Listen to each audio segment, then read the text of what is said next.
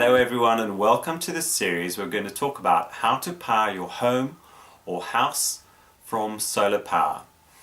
Now, first of all, I have to say thanks very much to Xsolar who are sponsoring this series. As you have known if you followed any other of my videos, David of Xsolar and his company kindly donated of his time to install solar power on my house. And what I like about Xsolar and the company is that, for one, they have a great choice and variety in terms of products and brands. David himself, like me, enjoys tinkering and finding solutions to problems. So he enjoys very much getting involved in the technology and making it work well. So I certainly appreciate their input. Now, today what I'm going to do, this whole series is going to cover off from deciding whether you want an on-grid system, an off-grid system, the types of solar panels, whether to have a charge controller or a grid tie inverter or micro inverters, battery bank, the solar panels, the cost involved, is it worth it, the complications of doing this in South Africa versus somewhere like Europe or the States.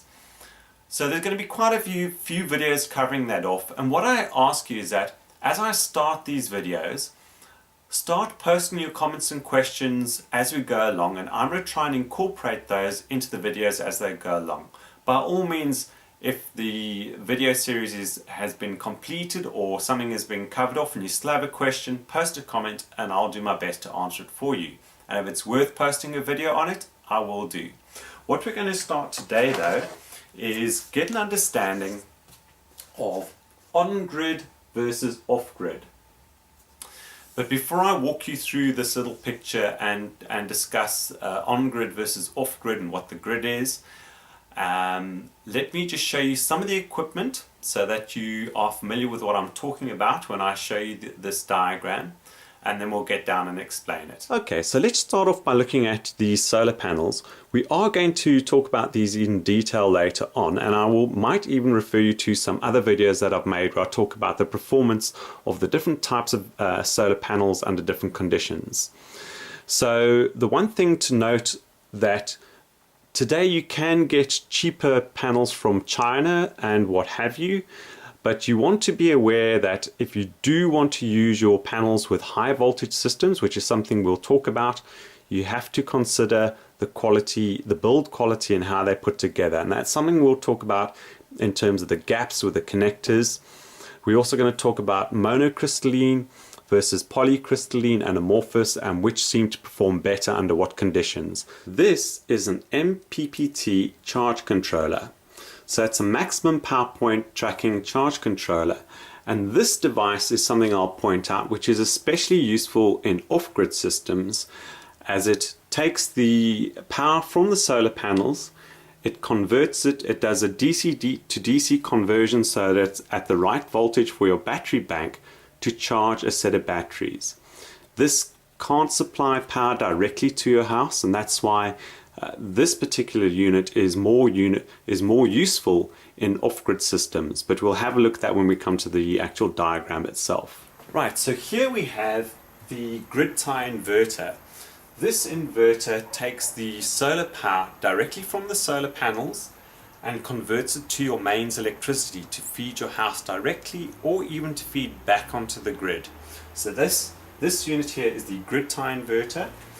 And this is a normal inverter, so this doesn't take power directly from the solar panels per se. It can be fed from this, it can pick up energy from the grid tie and it can use it, but this is used to take power from a battery bank and convert that to AC power to power your house.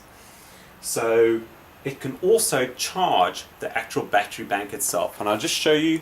Down here I've got a large bank of lead crystal batteries. I've been doing research into different battery technology to find what is best, and I've decided to go with a bank of lead crystal batteries.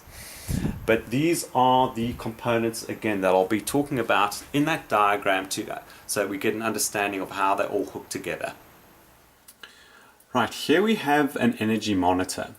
Now the one reason I bring up the energy monitor is that one of the important things to understand when you are going to or considering adding solar power to your house, you need to understand, you need to scope and size the requirement of your energy source.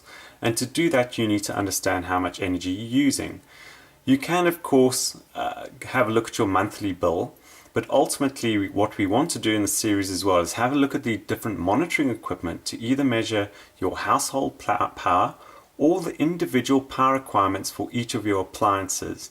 And I'll be going through the ways that you can do that with the different types of monitors and measuring equipment.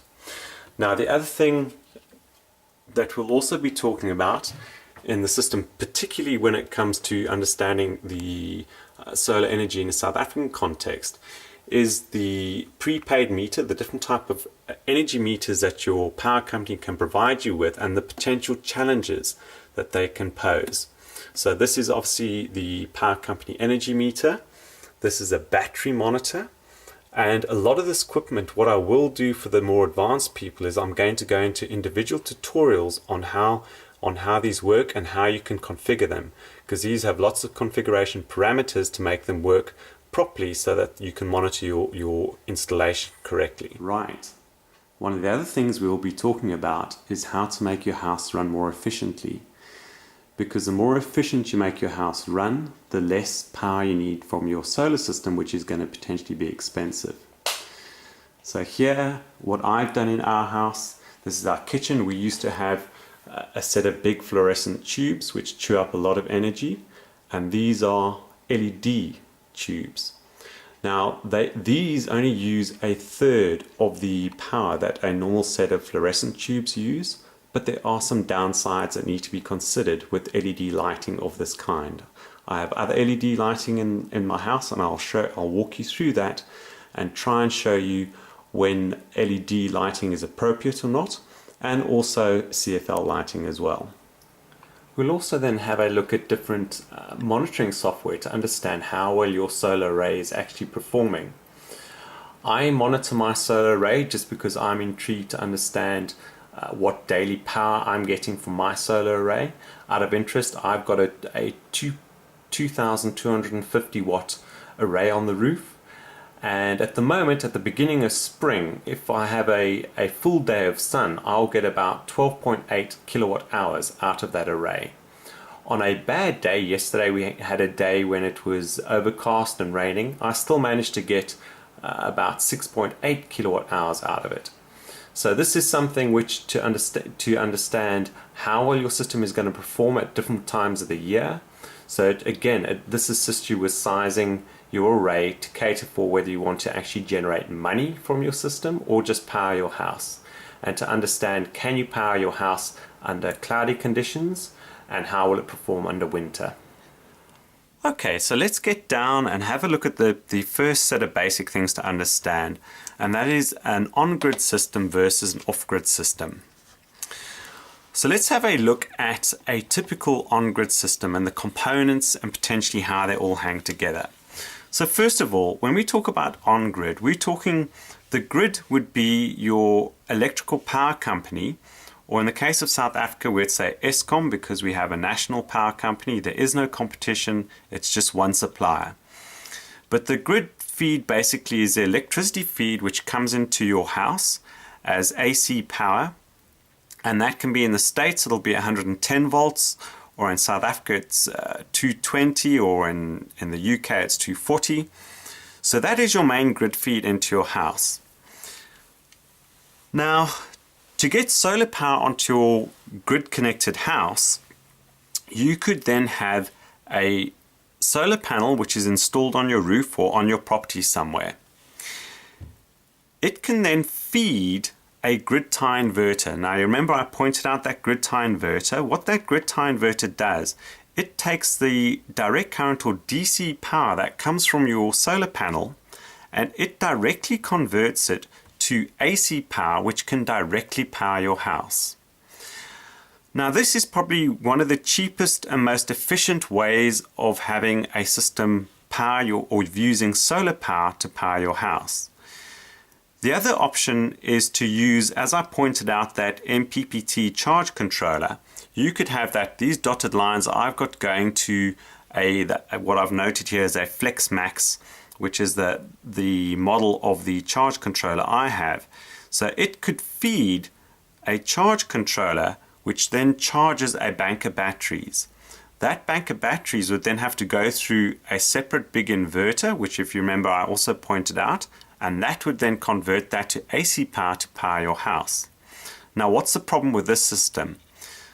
For one, every time you go through a device like an inverter or through a set of batteries, you're going to have losses which are going to make your system more inefficient. So in this case, if you didn't have the Grid Tie Inverter and you went through your charge controller, you'd be going through there, you'd have losses over here. You're then putting power into a battery which has resistance and losses when you put it in. It then has to come out of that battery, their losses, through another inverter, their losses, before it goes into and feeds your house.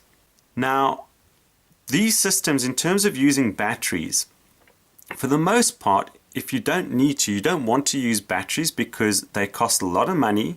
You're going to have to replace them every 3 to 5 years, unless you buy a really expensive bank of batteries which can last 15 to 20 years.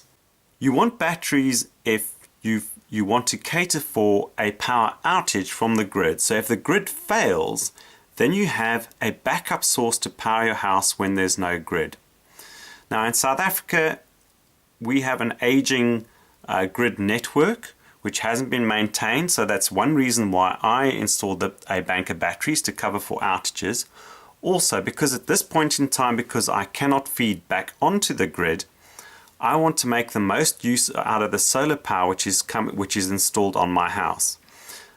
Our household during the day probably ticks along on average at about 800 to 1000 watts, but I've got 2200 watts installed on our roof. So that can be handy because on a cloudy day, even if there's a drop in the power of the roof, I can still run my house. But I'm then losing, on a bright sunny day, I'm losing the potential of all that power because I cannot feed it back to the grid and gain credit for it. So what I do is I go through a Grid Tie Inverter, which is far more efficient than going through a charge controller. So that directly goes through the Grid Tie Inverter and feeds my house. Any excess power is then pulled through the bigger inverter and charges the bank of batteries. That means at night time I can then use that excess power which I've stored up in the batteries and feed that back into the house at night so that I'm not using the grid. And again, when the morning comes, I then use that excess power to recharge the battery bank. But as I said, that's expensive. You can get away and reduce the cost of your system by literally just having a big bank of solar panels and a Grid Tie Inverter. And for the most part, in the States and Europe, those are the type of systems that they use. And I'm going to refer you to a link of one of my viewers called Matt. He's just installed a 5.2 kilowatt array on his house, and it's a wonderful production. He does some aerial photography, and if you're interested, do go and have a look because it really is a nice installation. But what I want to point out is Matt makes use of another technology which is quite interesting. You can see I've got a note here about micro inverters. Now what you can do, I have one Grid Tie Inverter for a whole bank of 9 solar panels. Those solar panels have to be carefully connected so that they push the power through to the grid inverter in the most efficient way so that you maximize the power coming off them. They are connected in series. So that means if any one of those panels is shaded or is not optimally pointed to the sun, it can draw down the power of the whole bank of solar panels. Now that is something you have to be careful with installation, and something I have to live with, because for one, we don't here in South Africa have a big market of micro inverters. But on Matt's installation, he has one small inverter per solar panel. and that means you get the maximum efficiency from each and every solar panel. And if you have a problem with either one solar panel, or in fact if you have a failure on my system of the single grid tie, everything goes down. If you have a micro inverter on each and every solar panel, you can still have a failure and have the rest of your array up and working, but just the one solar panel or inverter will be down. So let's just talk about feeding back onto the grid. In an ideal situation, what you want to do with your excess power, as opposed to trying to pump it into a battery bank, you would want to feed it back to the grid so that you can gain credit or even earn money back from your power company for doing that. And for the most part, in Australia, in Europe and the US, you can do that. Here in South Africa, unfortunately, we're a bit behind the times. We are playing catch up. It's about to happen. They're about to bring in this thing called net metering, which is what they meter to understand what you use and what you feed back. In some cases, no money exchanges hands. You just gain credit for what you push back, and then at night, for instance, you use that credit, you pull back off the grid and you use that credit that you had.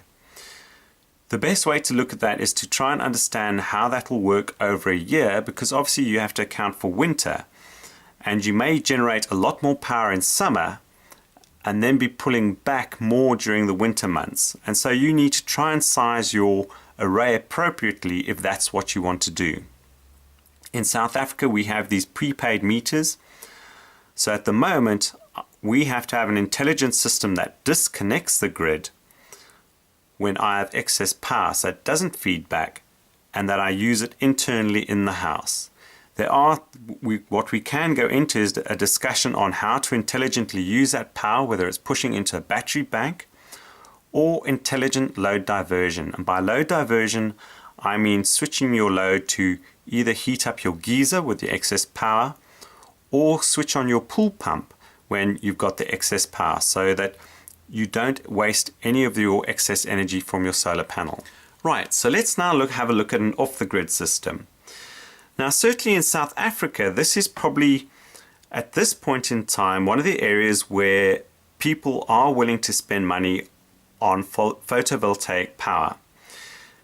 Generally speaking, if you have a farm or a holiday cottage which is off the beaten track in the mountains, and it's going to cost a lot of money to bring the grid to your house, it's far more cost efficient to then bring in a system, a solar power system, which can solar power your house independently. Now, in the on-grid system, one does want to be careful and calculate. If you really want to power your house as much as you can, you need to carefully calculate what your power requirement is. But sometimes it's not that critical if you're going to have the grid connected, because you can always get power off the grid. You can always increase your power requirement over time as you have money. But in an off-the-grid system, you need to have enough power to power the house entirely, because there is no grid. So that's where you need to understand, calculate the power requirement of your lighting, any heating, cooking, entertainment systems, and try and make them run as efficiently as possible.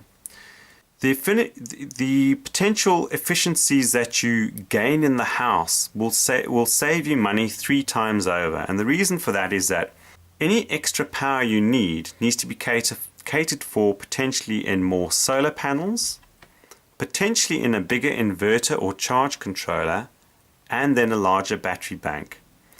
So that's why it's far cheaper to make your house run more efficiently than have to spend the extra money in 3 extra places to provide the extra power for your house. Now, in an off-the-grid system, one can potentially operate far more efficiently. For most grid-connected systems, you have to cater for appliances that are running at 220 volts or mains. And as I said, each time you start going through a charge controller or batteries or an inverter, you start losing efficiency. In an off-the-grid system, in an ideal world, what you'd want to do is have your solar panel bring in your power.